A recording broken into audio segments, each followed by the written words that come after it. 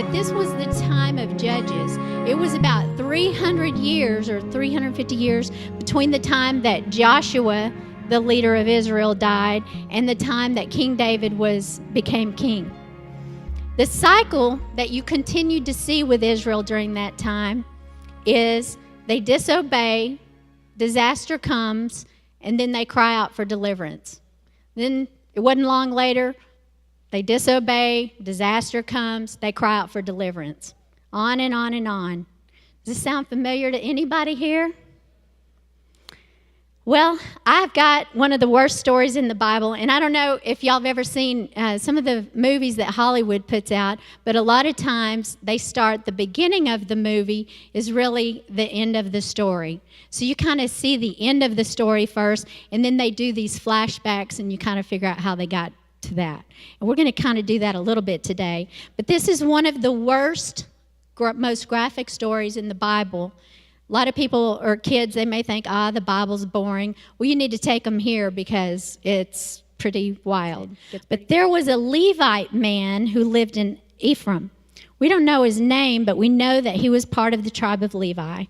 This Levite got himself a concubine.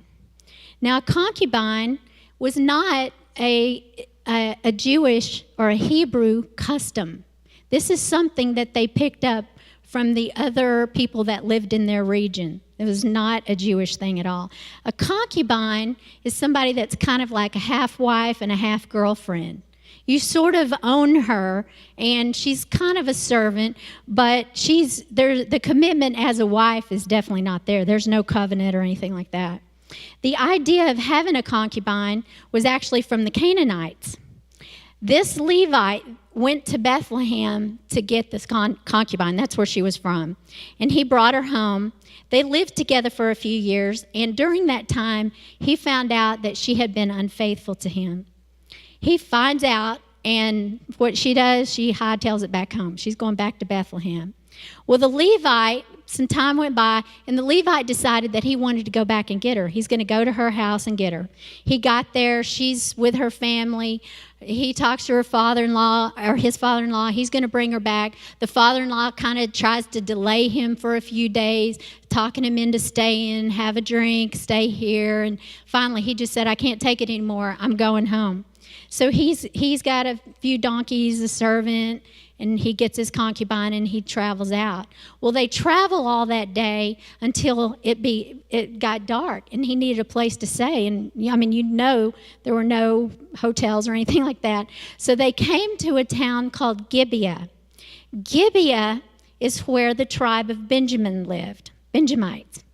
They sit in the town square, and this is the custom, the hospitality tradition, I guess you'd say, is you go to the town square, and there's probably a well at the square, but you kind of wait, and somebody from the town will eventually come up, greet you, and then invite you to come and stay in their home.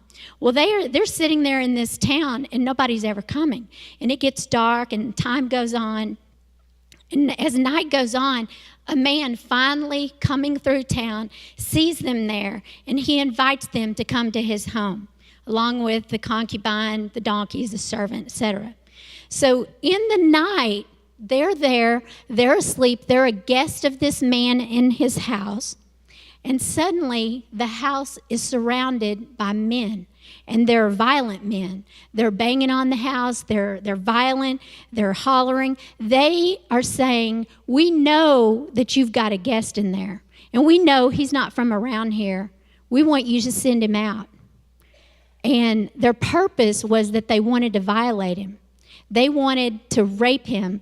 And the point of this was not necessarily sexual. It was a humiliation tactic.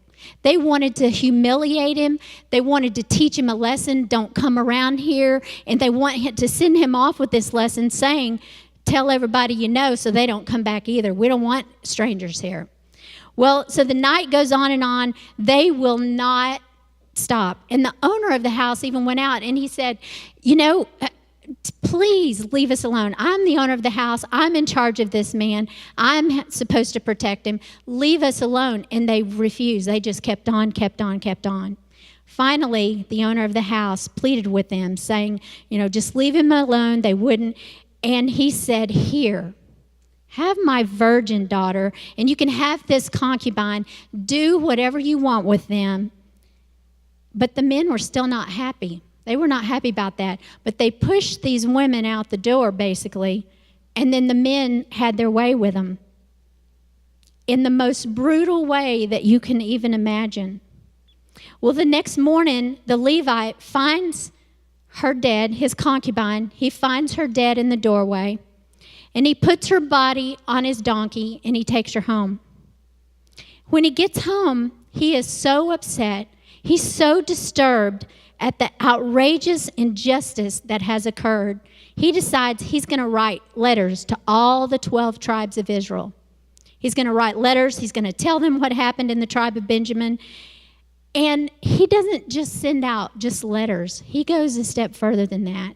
He takes this dead woman that he's brought back home, and he chops her up into 12 pieces. So can you imagine getting a letter with some horrible things, graphic things, but you didn't even get to read the letter before you saw like a chopped off arm or a leg or something? He sent a message to these tribes. So he actually dismembered her, and I mean, it was graphic. I mean, can you imagine? The whole nation is outraged. Every tribe is outraged. Hollywood cannot even compete with the Old Testament. I'm sorry. Everyone who saw it said to one another, "Such a thing has never been seen or done, not since we came from Egypt. We've got to do something about this." So they said that every single city and every single tribe in Israel needed to come and meet. And don't just come, but you need to come armed. Bring all your armed men ready to do battle. And their plan was, we're going to show up at the gates of Gibeah, and we're going to demand justice from these men who committed this crime.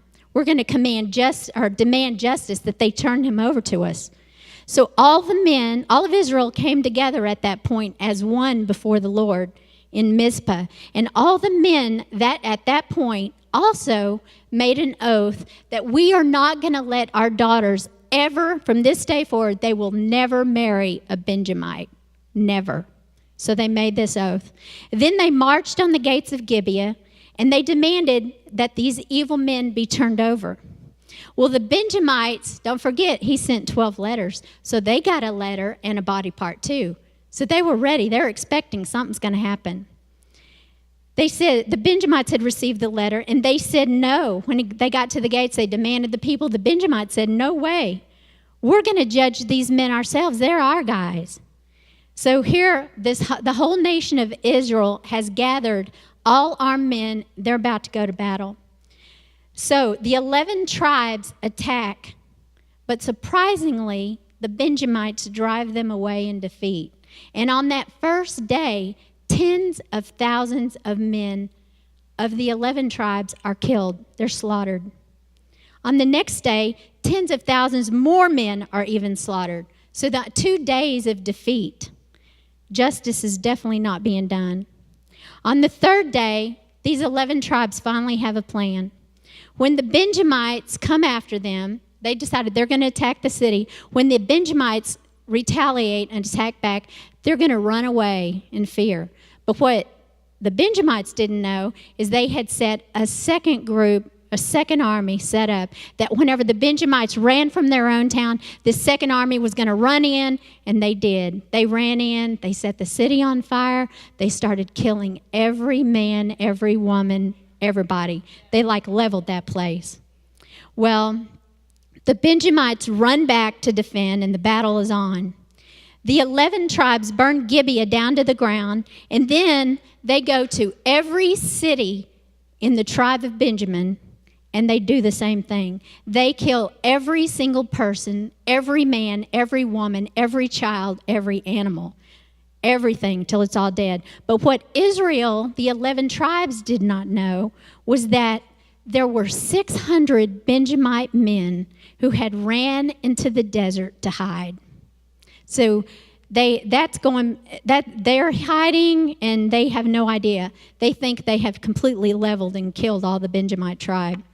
And a few months go by, and it begins to sink in on Israel what has happened. And they think, we have wiped out an entire tribe. That would be like wiping out an entire one of the 50 states of the United States. It's sinking in. So they begin to repent. They begin to cry out to God, what have we done? And then someone says, well, you didn't know about this, but there's actually 600 men hiding out in the desert. And so they start thinking, they're coming up with their next plan. Well, maybe somehow we can coax them out of the desert. But here's one problem. Those 600 men have no wives, and there's no women for them to marry. And don't forget about that oath we made that we said never from this day forth will any Benjamite man marry any of our daughters. So they got a problem. There's no woman for them. So they ask, was there any city that didn't show up at that first meeting that we had? And they figured, yes, there was. The meeting where they made the oath and they went to war, there was one city who didn't show up. The city is Jabesh Gilead. And surprisingly, on the meeting this day, there was also no one there from Jabesh Gilead. It was a bad thing that they didn't show up that day. So they gathered up a small army, and they sent this army to Jabesh Gilead with these specific instructions. Kill every man, kill every wife, gather up all the young virgins and bring them back here, and we will give those women to the men in the desert to be their wives so that we don't completely annihilate the tribe of Benjamin.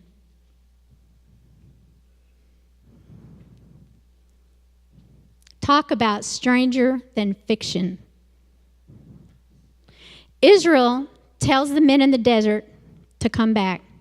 They go to them and they say, we killed all your people, we leveled your cities, but guess what? We have kidnapped some wives for you. So here you go. Here's these wives. But there's a little bit of bad news here. One bit of bad news. There's 600 of y'all, but we were only able to find 500 women, 500 virgins. So there's 100 of you that don't have a wife. Sorry about that. Then somebody said, hey, here's an idea. There's this little town not far from here called Shiloh, and every spring they have this dance. It's a tradition there, and all the virgins, the young ladies of the town, they come to this field, they come out, and they dance. So what, all of you 100 guys who didn't get a wife, I want you to go hide in the woods, wait for the virgins to come out and dance, and then you just run for it, grab one, throw her over your shoulder, whatever you got to do, get you a wife and head out. We've got the answer for everything. So I can just imagine seeing them running with a woman over their shoulder. And it all seemed like it was the right thing to do. And they said, this is how we're going to save the tribe of Benjamin.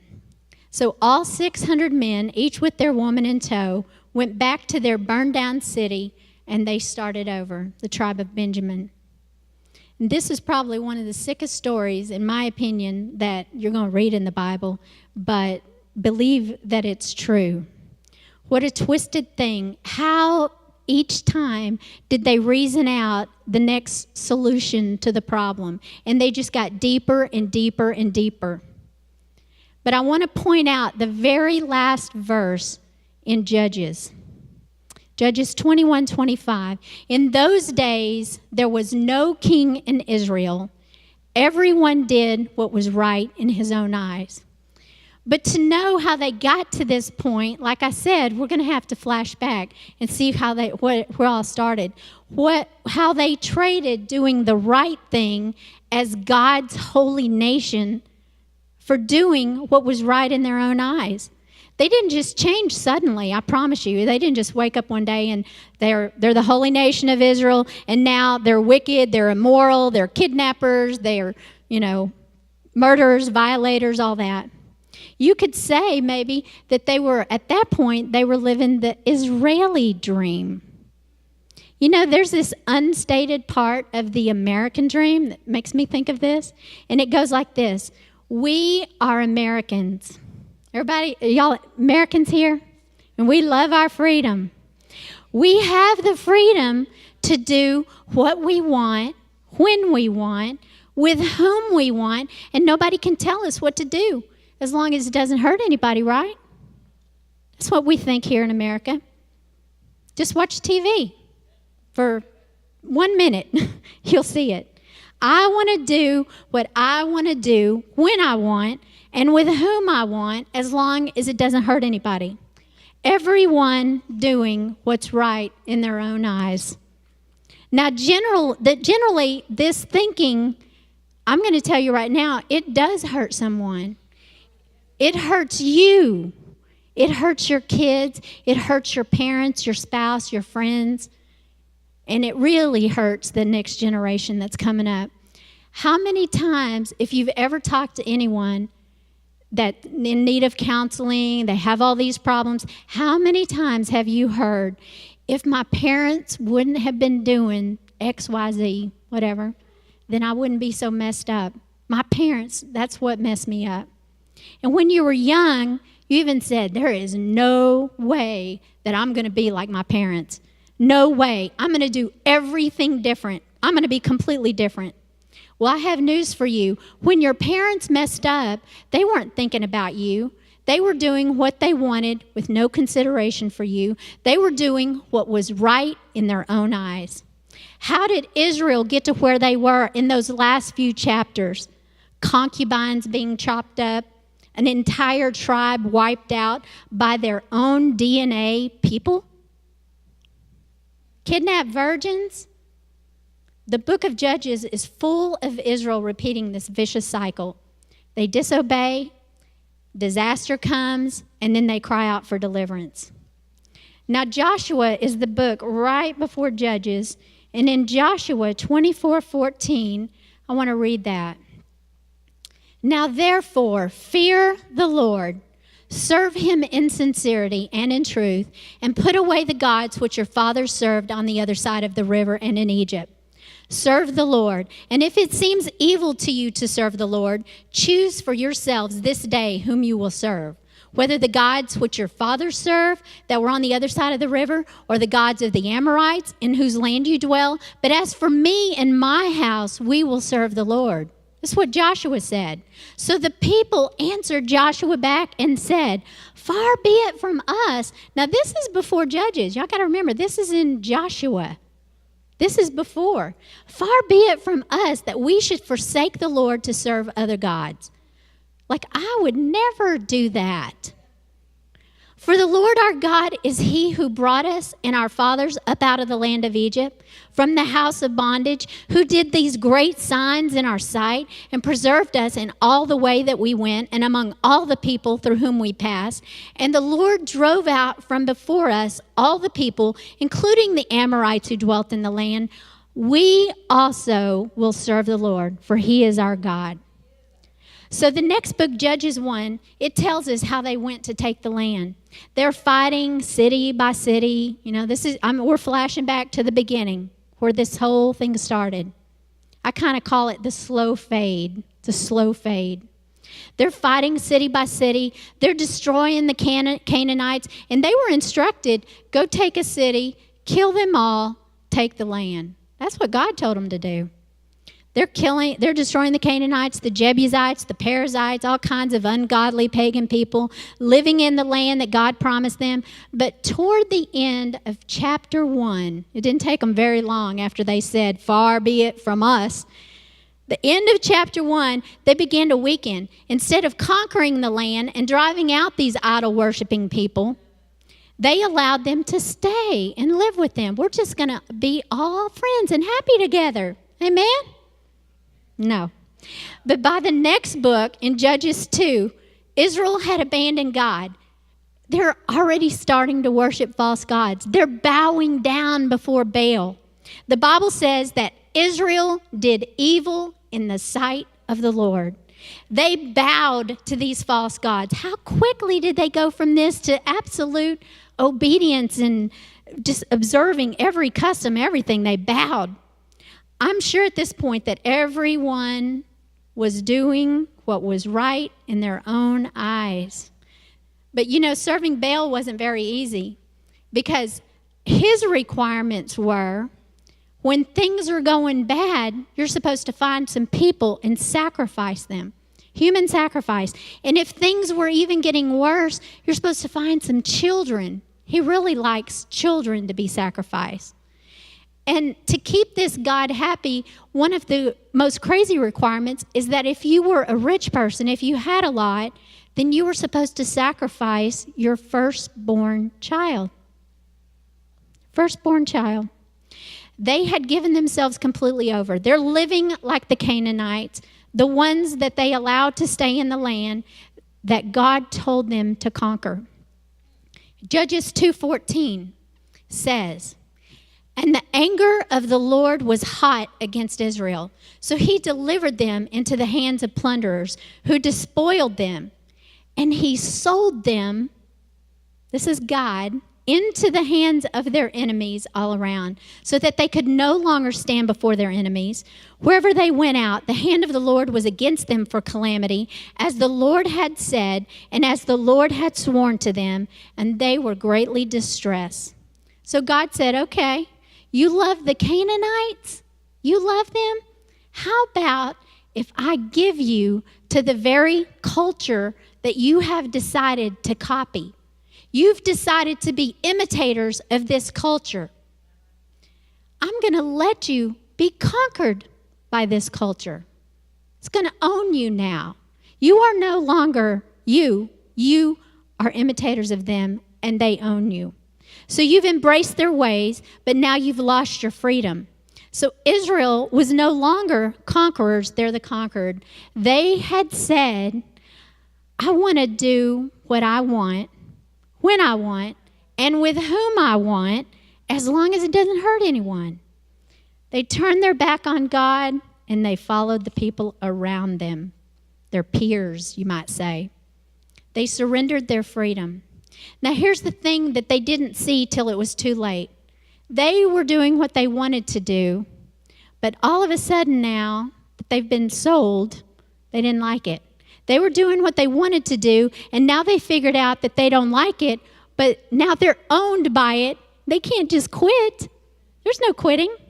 They've abandoned God, and when you abandon God, you may think that you turn your back on him and walk away, but you don't. You trade God for another God, a false God, a little God. Their ancestors were slaves in Egypt. They had been given freedom by God and led to a promised land. And they even said, we will never go back to slavery. Never. But in just a few acts, they gave it all up. Now here is the lesson for us today. You might be a Christian, you grew up in church, and you know right from wrong. Then one day you say, I'm tired of this. It looks kind of nice out there. I'm tired of being good. I'll still go to church every Sunday.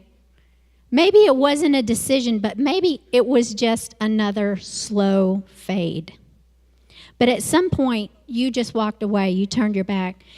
And you could be here today, maybe you've never been a Christian. You may not be a religious person. You just grew up in a nice, good old American family, and you knew right from wrong. And you knew to do good things. But at one point, you just kind of got tired of authority and the pressure to do right. You just wanted to be free. You wanted to do what you wanted to do, and you didn't want anyone to tell you what to do.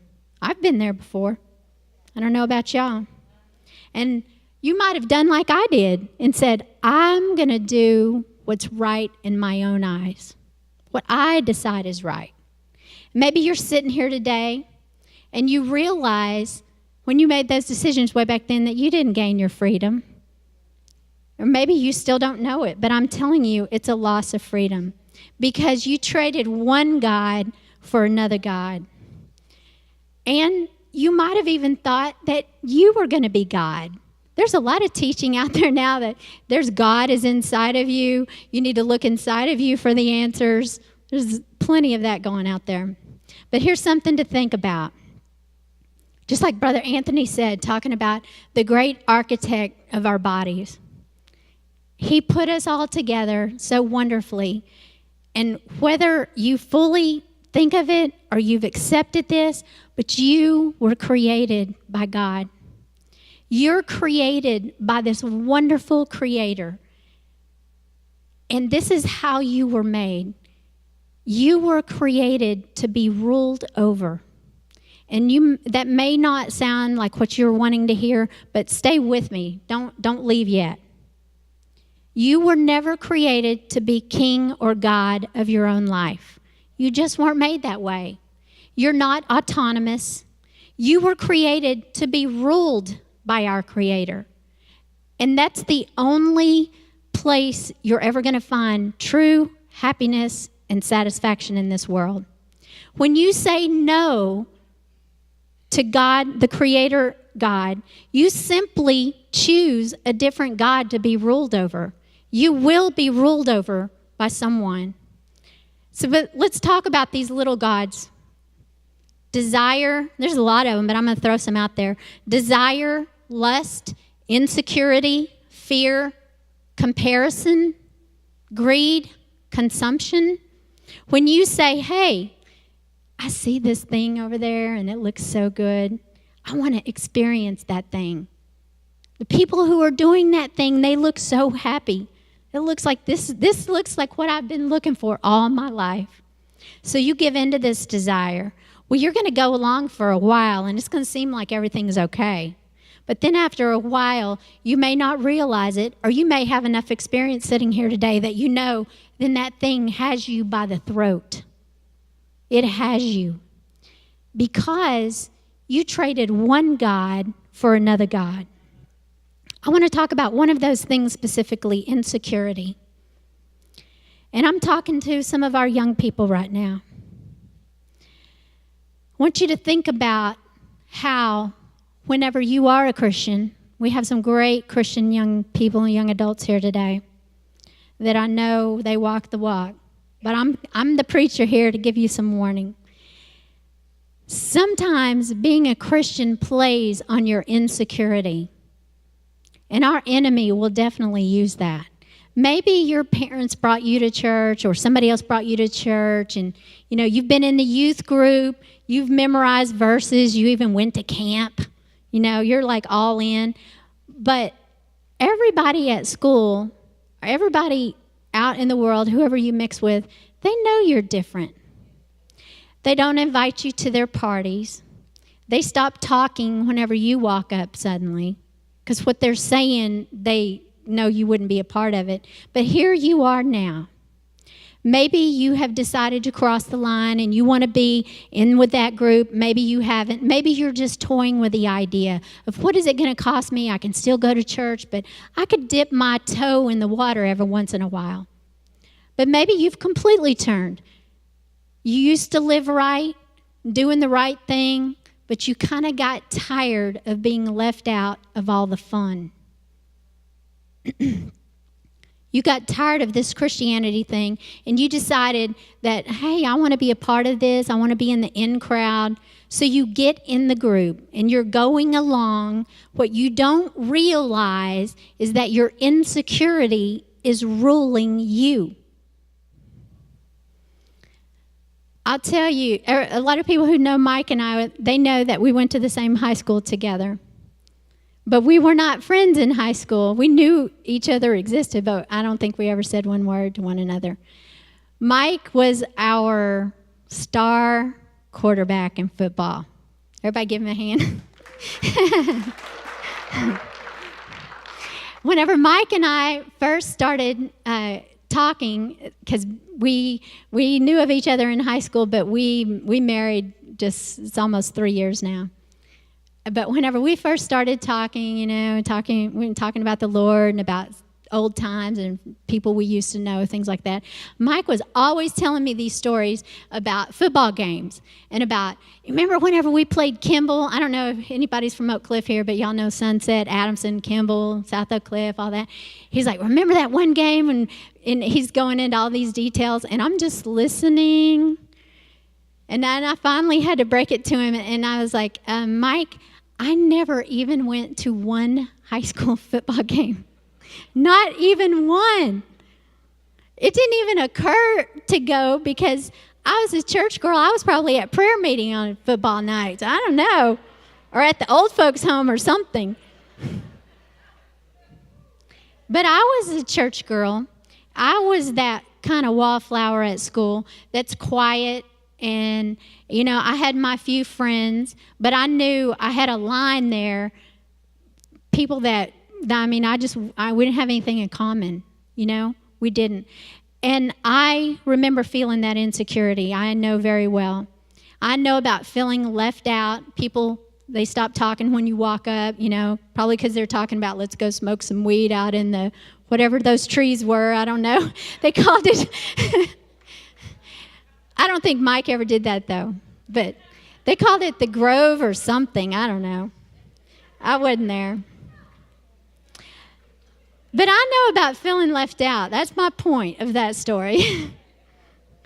But you know what? It's not just young people that are trading God for this false God insecurity.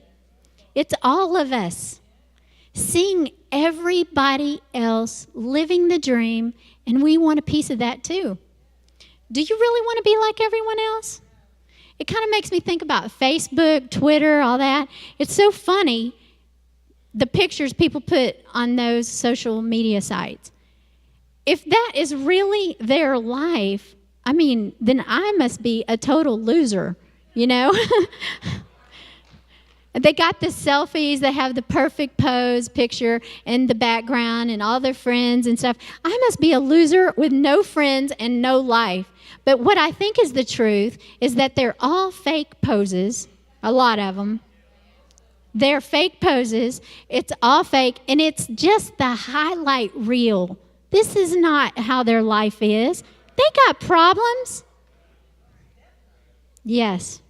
Now, everybody else, I'm talking everybody else, I want y'all to be thinking about everybody else, because I'm going to say this a lot, and so you get it. Everybody else's life looks like these TV commercials. The sun's shining, all the women are thin, they're perfect, the men all have their hair, you know. Is that true? Everybody else is faking it. They're faking it. The truth is that everybody else is stressed. Everybody else is in debt over their head.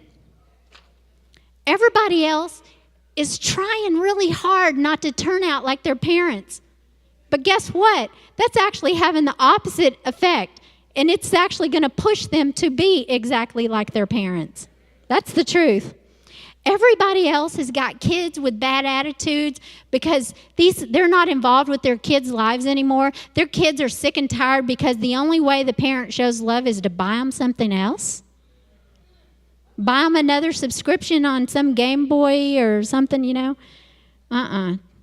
Everybody else is out there. They're trying to get more stuff because they can't be satisfied with what they have. They're taking medication to ease that pain on the inside. And I want you to know it's a chemical happiness. They're not happy. They're not happy. They're not living the perfect life. You're thinking, you see them, and you think, I wish I was as happy as them. But this is a manufactured happiness. It's not real. And the singles, everybody else, let's talk about them. They have their own way of manufacturing happiness. The single women, everybody else, thinks that they have to give up part of their body in order to catch a husband. The single man, he's thinking, why get married? Why have all these benefits for nothing? I'm going to stick with this person for a while I'm looking for that perfect woman, You know, the one like I see on the TV commercials, but she's not out there.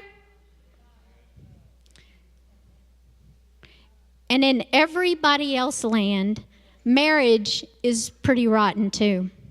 People are wondering if they have to remain faithful to their mate because they see their friends fooling around.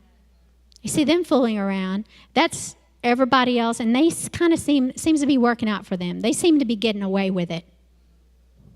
It's those little gods, and when you bow to them, somebody is going to get hurt. And what we say is, I want to do what I want, when I want, with whom I want, as long as nobody gets hurt.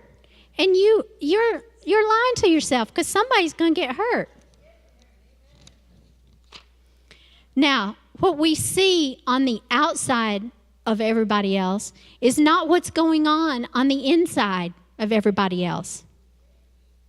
Everybody is doing what's right in their own eyes. Let's talk about family history. Some of us, our number one goal in life is, I will not be like my dad. I will not be like my mom. My family now is not going to be like my first family. My first family was messed up.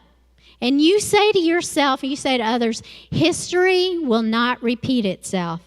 But this is what I want you to know. This is a big, big truth. When a man or a woman turn their back on Creator God, their family history will repeat itself. Guaranteed. You may sit here and say, oh, no, not me. You write this down right now, you put it on your calendar, and you give yourself a reminder in a couple of years, then you'll say, oh, yeah, Miss Londa was right about that, because that's the truth. When you turn your back on the Creator, your family history, whatever it is, alcohol, addictions, whatever, it's going to repeat itself. It doesn't matter what you've declared. Whenever you take God out of the equation, you will repeat that generational dysfunction. Because man and woman, you were created to be ruled over.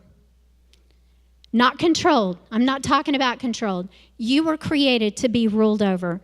When you look at family history and you see that there's problems, chances are that somebody was doing what they want, when they want, with whom they want, and expecting no one to get hurt.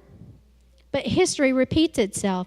And here's the best bet for breaking that history, is not doing what you want, not doing when you want, how you want, with whom you want. That's how you undo this history, how you undo this cycle. Now, you may have started off saying, I'm going to do what I want to do. And you say, I don't want to keep trying to be good. Maybe you just say, I'm going to live on the border of Christianity. You might be one of those ones, I do good things all week long. People want to trade work days with me. I always say yes. And I go to church on Sunday morning. That's the border of Christianity, not Christ follower. And you know that this is right, that you